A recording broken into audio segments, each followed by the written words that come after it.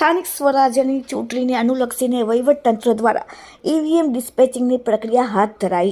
ચૂંટણી માટે વહીવટતંત્ર દ્વારા ઈવીએમ ડિસ્પેચિંગની કામગીરી વિધિવત રીતે શરૂ કરી દેવામાં આવી છે। ચૂંટણી પ્રક્રિયાને સુલભ બનાવવા માટે દરેક વોર્ડ મુજબ અલગ અલગ ટીમો બનાવી ઈવીએમ અને વીવીપીએટી મશીનનું વિતરણ કરવામાં આવ્યું।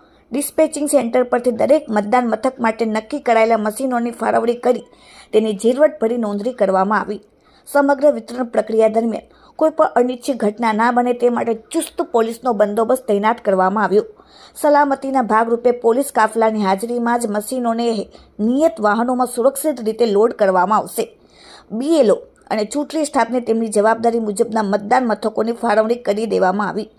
ચૂંટણી સ્ટાફ દ્વારા મશીનોની સાથે જરૂરી સ્ટેશનરી અને અન્ય ચૂંટણી સામગ્રીને પણ સ્વીકાર કરવામાં આવ્યો। કીટ મળ્યા બાદ તમામ પ્રિસાઇડિંગ ઓફિસરો અને પ્લાનિંગ સ્ટાફ સીધા જ તેમના નિર્ધારિત મતદાન મથકો પર પહોંચશે। ચૂંટણી પંચની માર્ગદર્શિકા મુજબ મશીનોના પરિવહન માટે જીપીએસ ટ્રેકિંગ સિસ્ટમથી સજ્જ વાહનોનો ઉપયોગ કરવામાં આવશે।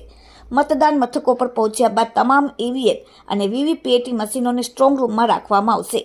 ચૂંટણી સ્ટાફ દ્વારા મતદાનના દિવસે વહેલી સવારે મોક પોલ કરીને મશીનોની ચકાસણી કરવાની સૂચના આપવામાં આવી।